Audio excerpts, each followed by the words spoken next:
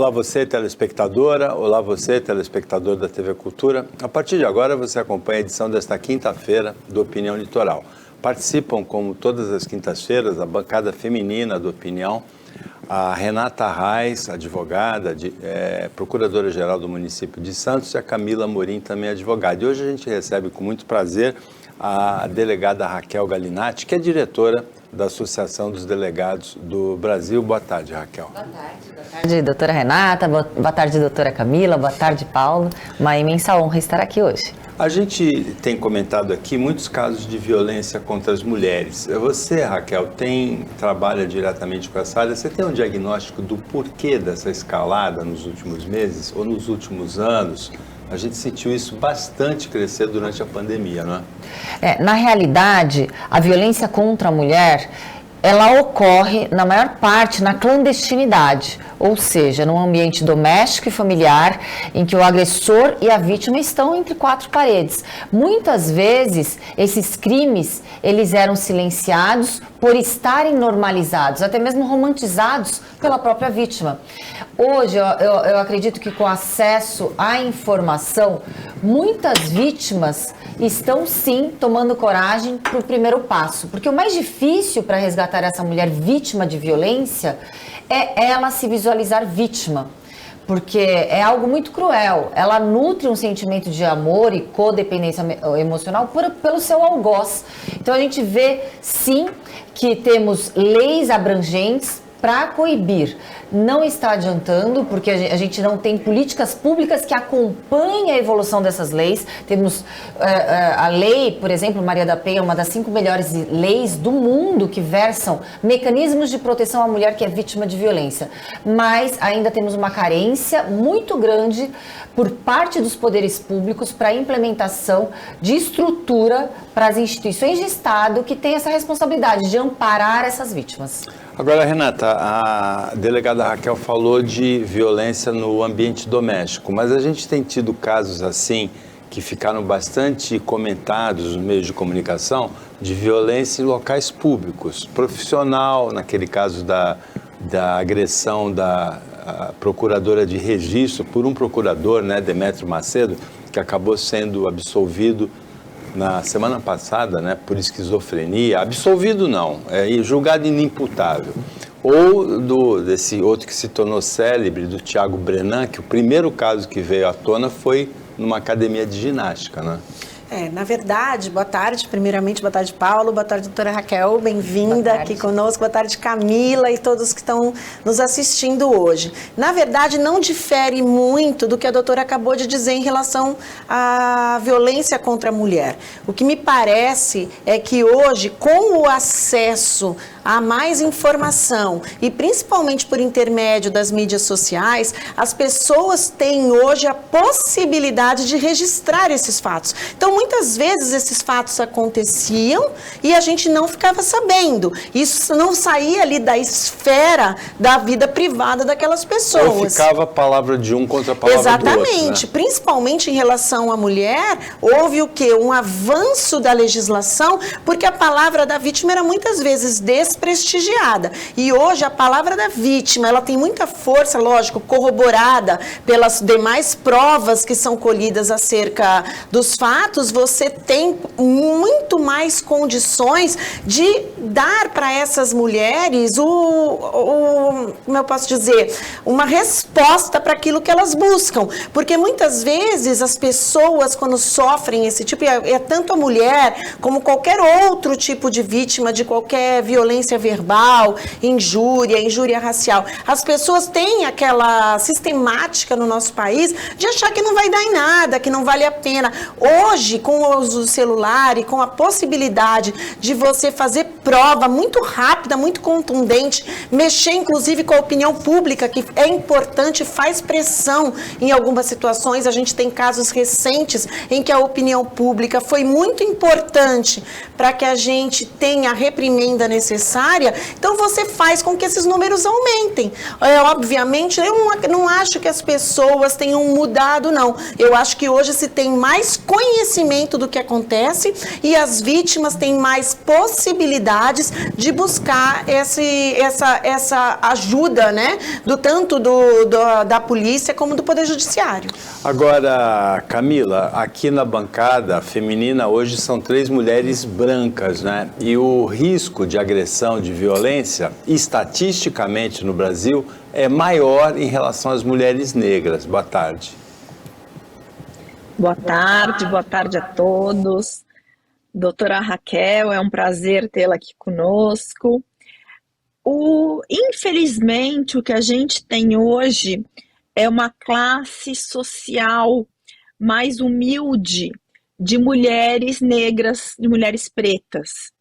E essas mulheres têm uma dependência não só emocional, mas financeira, mas de várias maneiras dos homens. E aí vem aquela ameaça. Se você denunciar, eu faço isso, eu faço aquilo, eu te mato, você vai ficar sem ver seus filhos, e por assim vai. Vale lembrar que a violência contra a mulher não é só o bater, não é só esse tipo, tem a psicológica, tem a financeira, tem um monte de coisa. Então, assim, as ameaças que vêm junto com se você denunciar, muitas vezes são graves. E, de repente, essa mulher não tem condições de separar, não tem para onde ir, ou carregar os filhos. Então, a gente está falando de um problema muito maior, não só um problema de polícia. Estamos falando de um problema social muito grande. A gente tem que dar o apoio integral para essa mulher vítima da violência. E eu acredito também que existam muitos casos de mulheres brancas, de classe alta, de todo tipo, só que são abafados os crimes. Imagina um super empresário ser denunciado por uma violência contra a mulher. Eu acho que aí que os números são muito subnotificados, porque tem toda uma proteção em relação a esses homens. E aí, quando a gente fala de lei de não sei o quê, tem a medida protetiva contra as mulheres em relação a esses homens violentos. E, sinceramente, eu não acredito nessa medida. Porque, infelizmente, a gente não tem policiamento suficiente para ter certeza que aquele que o violentador está a não sei quantos metros dessa mulher.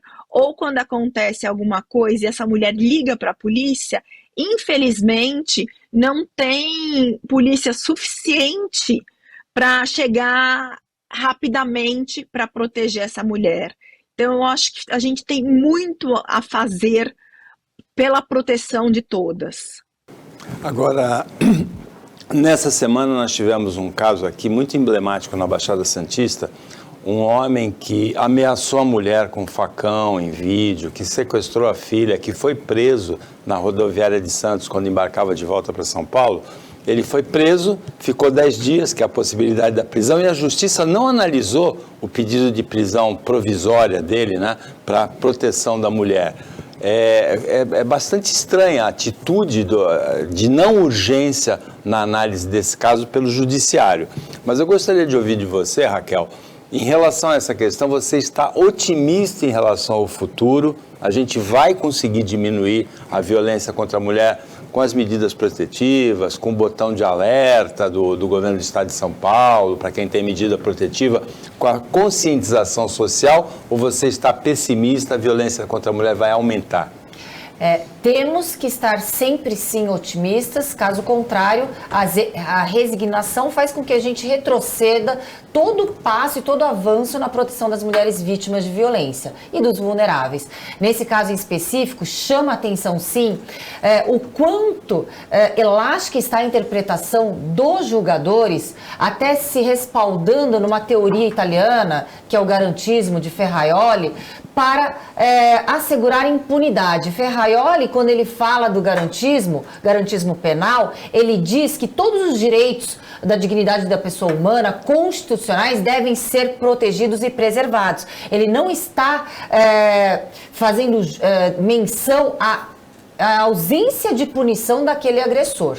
Então, esse cara que se fantasia de Jason, ameaça uma mulher, já tem notícias que até soco no rosto dessa ex-mulher ele deu, ela desfaleceu. Ele, para os julgadores, não apresenta uma ameaça de vida. Então, o que será que poderia apresentar? Eu acredito que no sistema de processo penal, de justiça criminal, as vítimas, elas têm necessidade de ter uma garantia ampliada, assim como os criminosos têm. É claro que os criminosos têm que ter toda a garantia constitucional preservada, mas a vítima não pode figurar no sistema de justiça como um mero objeto de acusação ou de defesa. A vítima também deve ser um sujeito de direitos. O Opinião Litoral para o intervalo, é rapidinho, fica com a gente, a gente volta já já.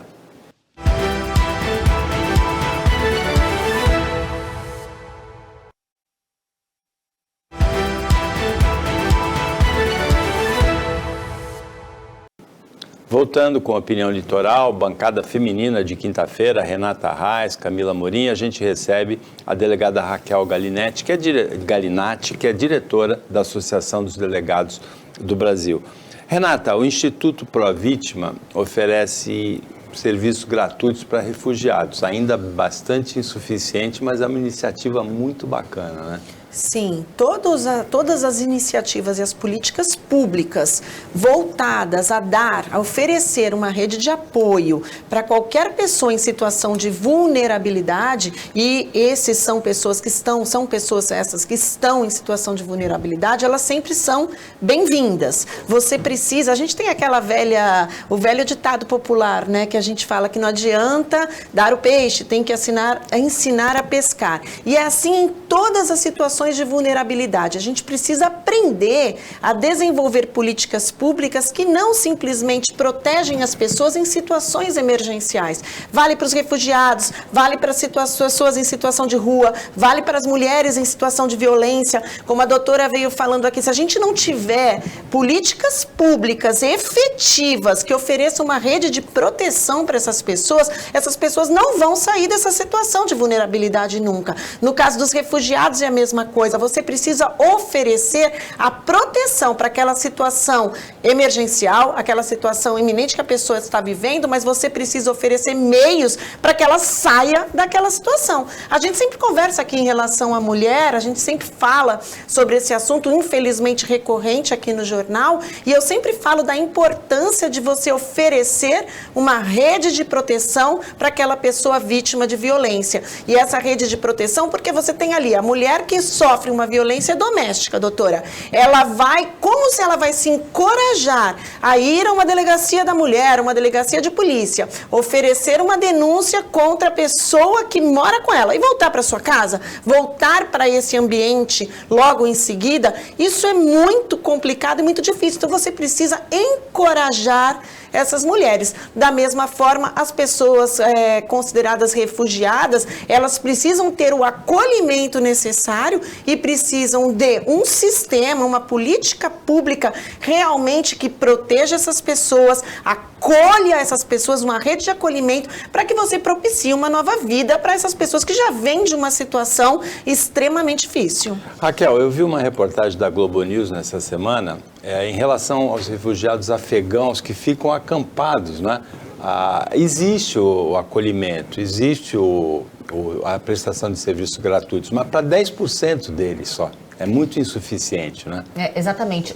Essa semana tivemos a oportunidade de participar, através do Instituto Pró-Vítima, que sou sócia fundadora e embaixadora, desse grande mutirão que foi feito na Barra Funda, no Centro de Integração e Cidadania dos Imigrantes e Refugiados, para proporcionar serviços no tripé de saúde, de justiça e de educação e principalmente de trabalho para aqueles refugiados e imigrantes que lá se dirigiram.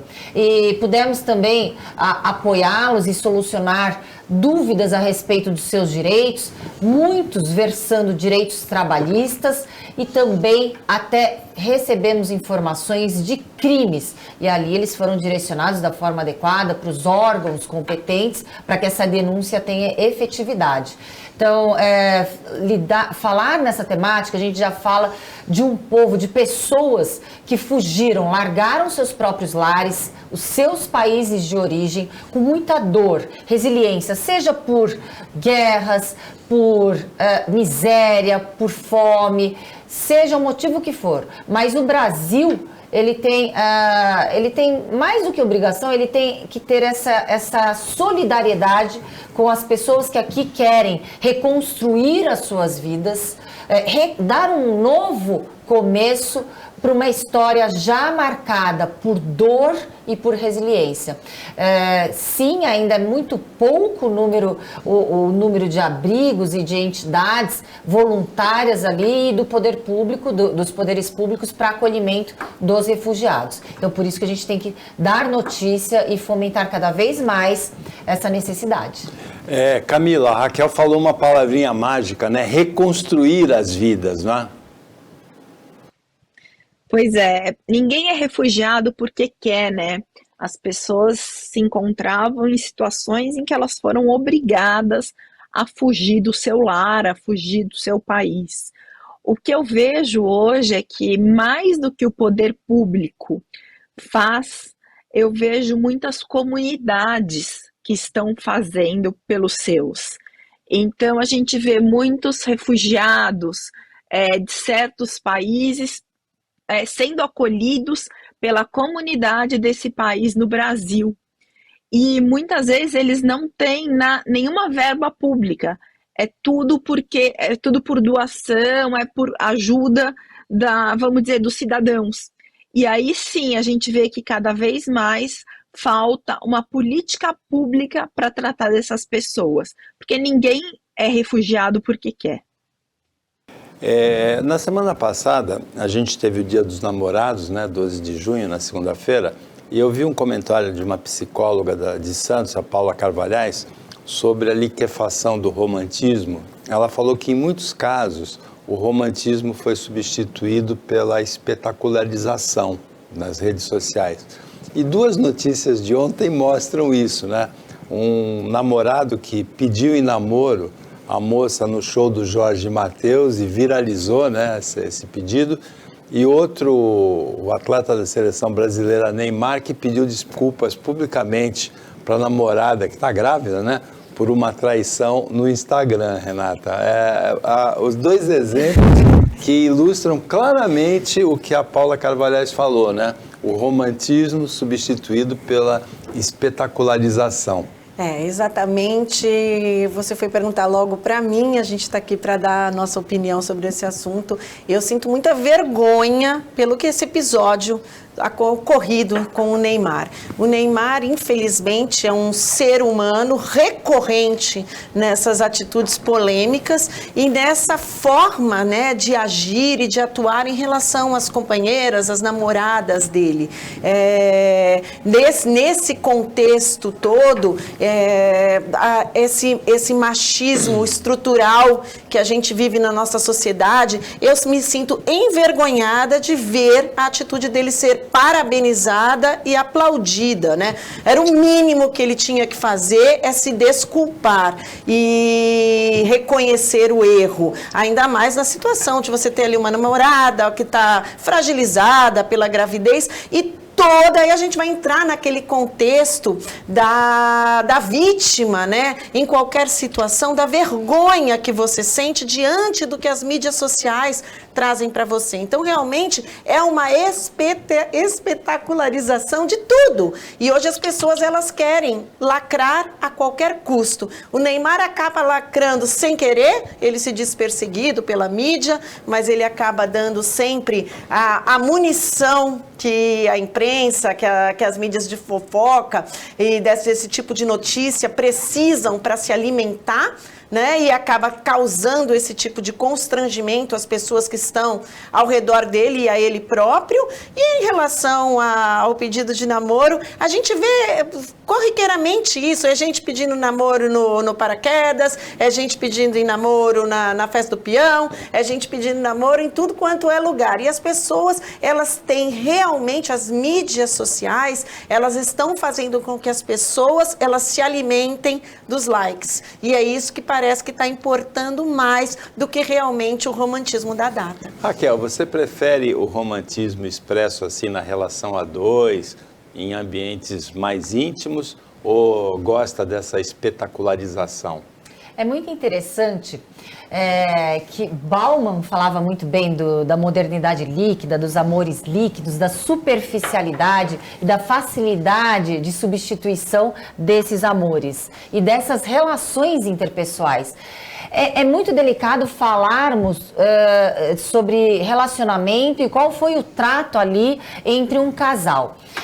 Mas analisando do que nós aprendemos, de repente, da nossa geração, o que nós aprendemos por amor, deve haver uma reciprocidade, e essa reciprocidade não é contratual, não é uma reciprocidade de mercancia, digamos assim. Não é uma reciprocidade que você tem que cumprir cláusulas contratuais, se bem que hoje a gente tem até contrato de namoro.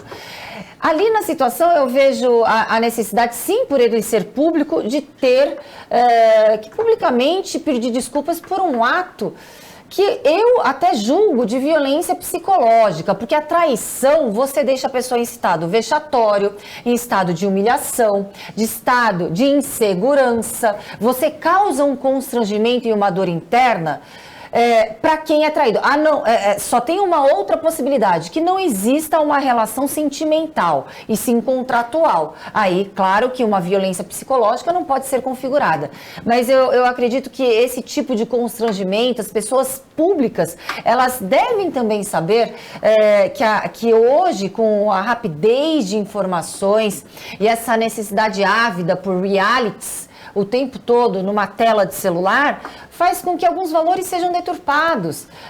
Não concordo em tratar como heróico o ato de pedir desculpas por trair uma moça que está grávida do seu filho. Eu acho que realmente eu concordo com você, doutora, que não fez mais que obrigação.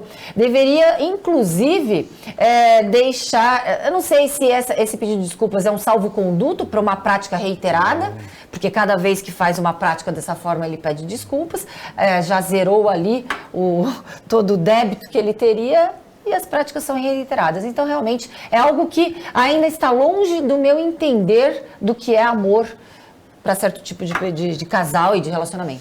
E as pessoas romantizando a atitude dele, né? Tem essa, principalmente homens, que ontem foi muito alvo de crítica nas redes sociais, eu acompanhei essa situação toda, o quanto está havendo divergência entre pessoas públicas, celebridades, subcelebridades, sobre a opinião sobre esse caso. E o Neymar provavelmente só pediu desculpas publicamente porque a traição foi tornada pública pela cúmplice dele na traição. Que hoje em dia se orgulham desse tipo de coisa, quando no passado nós nos envergonharíamos, nós mulheres, desse tipo de polêmica. Hoje, agora ela vai ganhar bastante seguidores, né?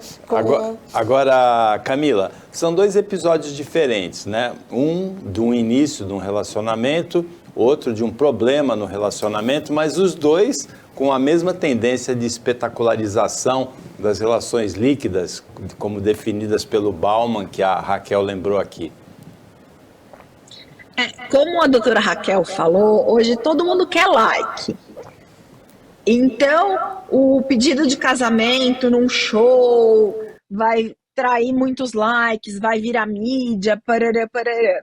Vale lembrar que ninguém conta episódio ruim no Instagram. Então, vida de Instagram, Facebook, TikTok, não sei mais outras que existem, todo mundo é feliz e todo mundo tem a vida perfeita. Na realidade, todos sabemos que não é assim. E aí tudo vira espetáculo para você mostrar a sua vida incrível. Então, nossa, fui pedida em casamento, ou eu pedi em casamento no show. Tem até cantores, tem até gente que faz show que parabeniza. Então, eu acho que a gente está num mundo fora da casinha. Em relação ao Neymar, eu li recentemente que existe um grupo de WhatsApp de amantes e ex-amantes de jogadores da seleção brasileira. Olha o absurdo que chegou. E o Neymar também quer likes, também quer, e só pediu perdão porque foi descoberto. Se não fosse descoberto, estava ali na surdina e não ia contar nada para ninguém. E isso para mim não é amor. Traição não é amor e é falta de respeito com a sua companheira, com a sua namorada. Então, assim, eu não consigo imaginar perdoar uma traição, porque eu acho que, além de tudo, é uma falta de respeito. A gente falou de violência contra a mulher aqui, e uma das notícias de hoje é de um aluno soldado da Polícia Militar do Paraná que matou a ex-esposa e o advogado em Araucária. O Opinião para o intervalo, volta já já.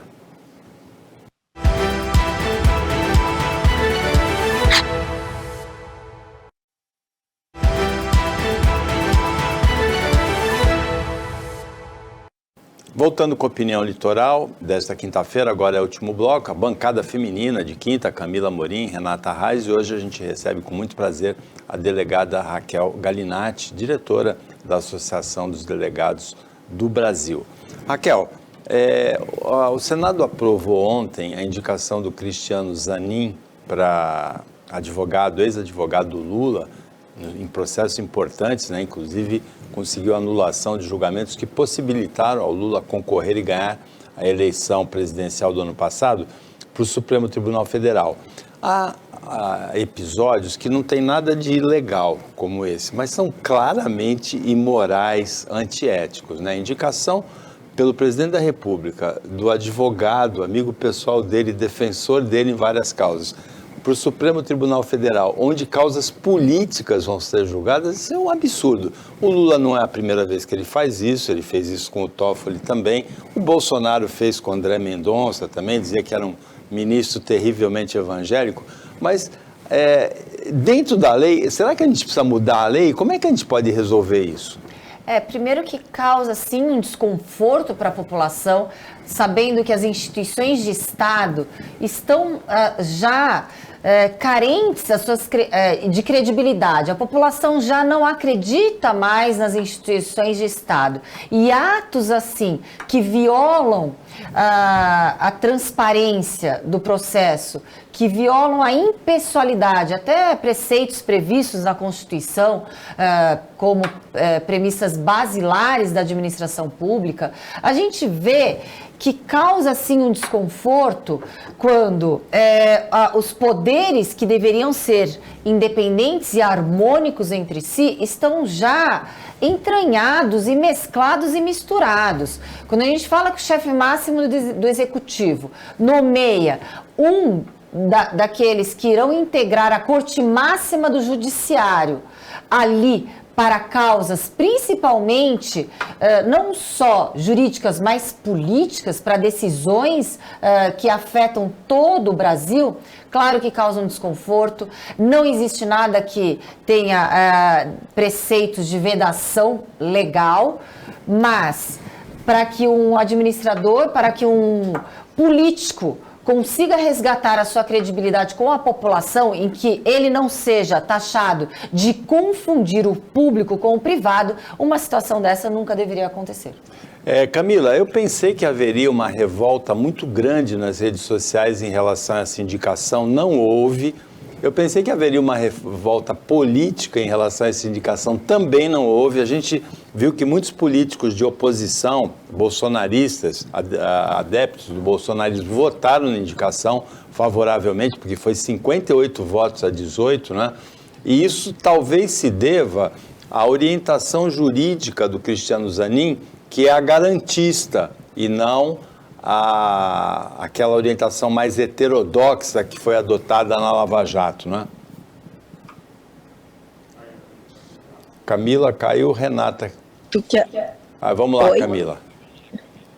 Eu acredito que, assim, legalmente a gente não tem o que falar, né? Tá tudo ok. E desculpem-me vários políticos, mas a moral de muitos ali não é o mesmo conceito moral de muita gente. Então, eu acho que por isso que os políticos não se manifestaram contra. E me parece muito que é aquela coisa, já fez uma vez, Bolsonaro também fez, é normal fazer. E eu não penso bem assim. Eu acho que o presidente Lula foi eleito prometendo uma nova política, prometendo não cometer erros do passado. E não é isso que a gente está vendo, né? Hoje, as viagens dele, eu tenho a impressão que ele está levando a Janja para conhecer o mundo e não para trabalhar. Então, acho que assim, tem muita coisa, essa porque o outro fez, também vou fazer, é minha pessoa de confiança. E se tiver outro processo contra o Lula lá na frente, como que vai ser a posição do Zanin? Ele vai defender o Lula, vai votar contra, vai votar a favor? Então, eu acho que a gente precisa de uma mudança na legislação, sim, porque essa forma de ser uma indicação do presidente está errada. Porque, lógico, ninguém vai indicar um inimigo. E eu, por exemplo, se fosse indicaria uma pessoa da minha confiança, indicaria um amigo e não um inimigo. E isso acontece com todos nós. Mas eu acho que está errado. Falta moral, falta moralidade. Talvez uma lista tríplice, né? O Senado, a última vez que o Senado recusou uma indicação de algum juiz, de algum ministro para o Supremo, foi em 1894, então tem 129 anos, né, que não tem nenhum nome recusado. E a gente já chegou a absurdos, como ter aquele Nelson Jobim, por exemplo, que era chamado de líder do governo Fernando Henrique no Supremo, ironicamente, né? Então, não é uma coisa nova do Lula, do Bolsonaro, é uma coisa que já vem de antigamente, mas a gente deveria buscar uma solução para isso, né? Olha, eu penso de uma forma um pouquinho diferente. Eu acho que a nossa Constituição Cidadã, ela foi feita, né, com a mens legis, quando ela foi concebida, o espírito da Constituição não era esse. E daí a gente fala que o problema, né, o mal da política no Brasil são os políticos brasileiros. A gente tem um sistema político totalmente corrompido, independentemente do lado que está. Porque quando interessa, está todo mundo no mesmo barco. Então a gente não consegue visualizar em situações como essas a verdadeira oposição. A oposição no Brasil não é pelo Brasil, mas é pelos interesses políticos dos políticos brasileiros. Então o que a gente precisa? De uma nova política de verdade, de gente que aplique a Constituição Cidadã de verdade. A meu ver, a Constituição não foi concebida com o espírito do presidente da República indicar o seu amigo, mas se esperando que um presidente da República tenha a isenção necessária para indicar um advogado, um jurista de notório saber jurídico, que reúna os requisitos constitucionais, que eu não tenho dúvida que o Cristiano Zanin reúne, sem dúvida nenhuma, ele reúne os requisitos constitucionais. Todavia, a gente tem ali uma questão talvez de imoralidade, um pouco de falta de ética, de você indicar o próprio advogado desse presidente. Então a gente tem realmente um sistema, na minha opinião, muito mais corrompido por quem exerce a política do que pela legislação e pela Constituição brasileira. Raquel, começou hoje o julgamento do ex-presidente Bolsonaro. em função... O julgamento tem um objeto específico, que é uma reunião que ele promoveu com diplomatas estrangeiros para descredibilizar o sistema eleitoral brasileiro. Ele responde outros 15 processos, ele tem 15 outras investigações no Tribunal Superior Eleitoral como essa. Qual é... Você tem um prognóstico? Ele vai ser considerado, vai se tornar inelegível? Partindo do pressuposto que as últimas decisões das cortes superiores não estão divorciadas do que, pelo menos, eu aprendi nos bancos acadêmicos, tanto de graduação, pós-graduação e etc. Então, realmente é imprevisível as decisões e quais os parâmetros ali a serem tomados como lineares para as decisões e sentenças serem colocadas. Realmente existe uma insegurança jurídica, porque não sabemos quais serão os parâmetros interpretativos de hermenêutica legal. Qual é o prognóstico da Renata? Olha, processualmente falando, olhando a questão do ponto de vista exclusivamente jurídico e não político, eu acredito que nesta acusação não caberia, no caso, talvez a defesa tenha sucesso na tese, porque é um pouco parecido do que aconteceu com a cassação, com o pedido de cassação da chapa Dilma Temer. Você tem ali um fato denunciado nesta acusação e uma série de outros fatos novos que foram permeando a situação e que em qualquer processo, no processo brasileiro, seja penal, civil, eleitoral ou qualquer um, não pode ser tomado como parâmetro para a decisão daquela acusação sem que tenha havido os meios de defesa necessários e garantidos constitucionalmente. Então, assim, eu acredito que pode haver sucesso da defesa nessa situação e ele venha a ser condenado a uma pena de multa ou alguma pena um pouco mais branda, certo? Que ele tem uma série de outros processos ainda que estão correndo, mas o que eu espero é um julgamento efetivamente processual, legal e jurídico, e não político. Eu sempre pergunto para os advogados se fatos outros fora dos autos influenciam na decisão. O relator desse caso no Tribunal Superior Eleitoral quer a inclusão da minuta golpista, né? A defesa diz que não tem nada a ver e o Bolsonaro se manifestou hoje pela primeira vez, até aqui os aliados dele vinham irritados com o conformismo dele com a possibilidade de se tornar inelegível. Ele disse que ele quer continuar na carreira política e que se o Tribunal Superior Eleitoral cassar os direitos dele seria uma afronta. A gente chega ao final do Opinião Litoral, agradecendo muito a presença da Raquel Galinatti aqui, boa sorte na continuidade da carreira, agradecendo as participações da Renata e da Camila, comentaristas da quinta-feira, o trabalho da equipe técnica de jornalismo daqui do Sistema Costa Norte e agradecendo principalmente a você que acompanhou a gente mais essa edição. Até amanhã, nesse mesmo horário de 1h30 da tarde, uma ótima quinta-feira para você que você merece.